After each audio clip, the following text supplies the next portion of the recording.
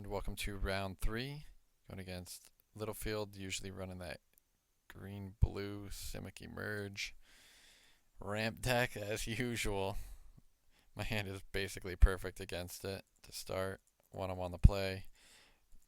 He's got the dual land, but I've got Bombardment for his Uvenwald captive, so he can't ramp to a 4-drop on turn 3. And then on my turn 3, I get to slam this Brazen Wolves, which, again, a lot of his removal in green is like Rabid Bite, Prey Upon, Hunt the Weak, so if I can just keep his creatures off the board, I'm just going to make him taste it with his Brazen Wolves over and over again. Okay, so this is sweet. He's playing Terrain Elemental, 2 mana 3/2. Same Planeswalker deck type card as the Flame Lash. So that would actually trade with the Brazen Wolves, but I'm just going to Tormenting Voice, discard this Fiery Temper, clear it, draw 2, play land, take 4. Okay, let's see what he's got. So he probably would have a 4-drop, but he's got another comes into play tap land, so tempo hurting him pretty badly. But he's got a Sky Spawner. It can trade into my attack here, but I think I'm okay with that because that means I clear his board, prevent him from ramping with the Scion, and I can basically just slam another Brazen Wolves plus the Thermo Alchemist and still be like ahead on board by 2 creatures to none. So he does go for the trade, and he's risking getting blown out by instant speed removal, which I did have. Like I could have just killed one of the creatures that he was blocking with Flame Lash or Lightning Axe. But instead, I'd rather have those in hand for his next threats, which are likely to be self-assemblers. So, but he does not have self-assembler. He has a Pima Outrider.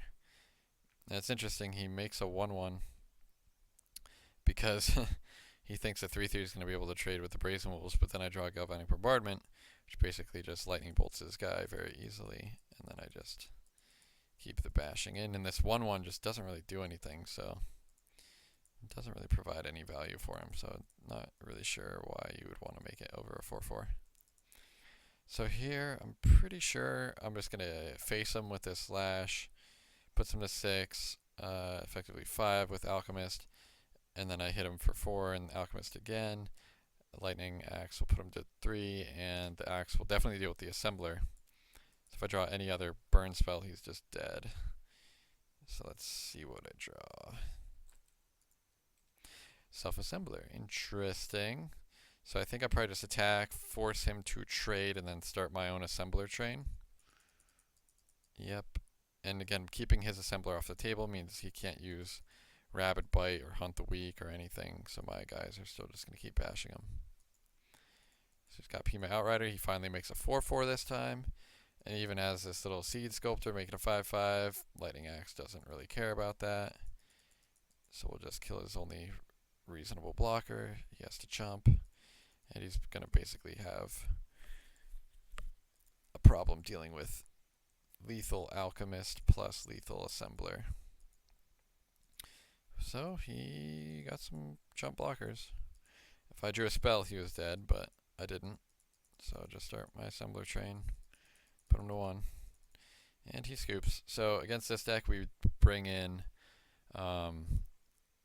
the Alchemist Greetings, and definitely not the Blood Mad Vampire, because he has a lot of extraneous guys that he makes 1/1s with that can block easily.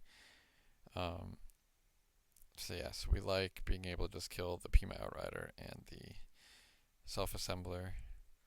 Other than that, the other things are pretty easy to ignore.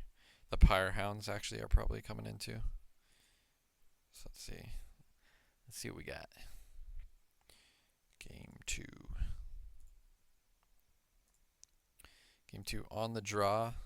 Guess I brought this Rush of Adrenaline as well, thinking like if they play Hunt the Weak or Rabid Bite or something, making it a point of toughness bigger, or if he's going to block, we can eat through it. So seems like a pretty decent opening hand. I think in this matchup I took out 2 Galvanic Bombardments because they kill his Uvenwald captive, but really nothing else until you get to draw all of them. But we'd rather draw Alchemist Greeting and just. So yeah, so good thing I kept in at least 1 bombardment. Get rid of this 3/2. So that way we don't risk playing turn 2 Alchemist and having him just kill it with Rapid Bite. He's got another terrain elemental. Okay. So here is a really interesting play. I could play my 3rd land drop and then throw down this Brazen Wolves, but again, if he has Rapid Bite, then we're tapped out and our guy's just dead.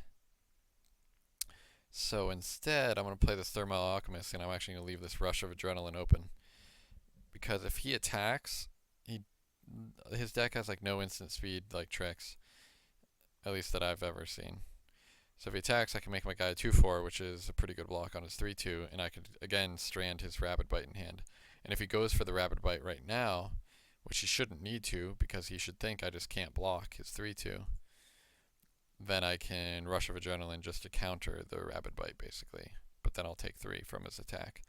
But he just goes straight for the attack, which makes me think I'm just going to get him. And so I make my guy 2/4, block. And I kind of misplayed there. I should have blocked first and then played the rush. In case he had something, but a follow-up of only take inventory is just so bad. First take inventory just cycles. It's very bad. Meanwhile, I'm playing like Cathartic Reunion and Tormenting Voice, always getting some value. Alright, so I'm just going to slam some Brazen Wolves and hope to draw some Madness cards, since all my cards in hand are Madness outlets. So instead, I'm just drawing the Beatdown Squad, which is fine. I could kill his 1/2 here, since he's mana screwed, obviously. But I don't really want to discard anything in hand. I'd rather just play the Wolves and keep beating down, and then save the removal spell for like the 4-drop or the 5-drop that he's about to slam down here. So he does have the Pima Outrider, and he does the same thing. He only makes it a 3/3. So most likely gonna kill it with Lightning Axe, discarding a spell. So I'm probably gonna play Cathartic Reunion first, discarding Tormenting Voice, and I guess I might discard this Lightning Axe. I guess, what am I doing? I'm doing Cathartic Reunion, discarding Lightning Axe, Tormenting Voice. Yeah, I figured just with the amount of spells that I can potentially draw with this Cathartic Reunion, yeah, I just want to keep going off. And so that got through 4 lands in my deck and found me a Self-Assembler. Forced him to trade one of his guys, which is fine with me, and then chump the other. And now I can Greeting, kill his 3/3, pit him for 2 with Thermo Alchemist, or 3 essentially for the turn, and then bash for 4.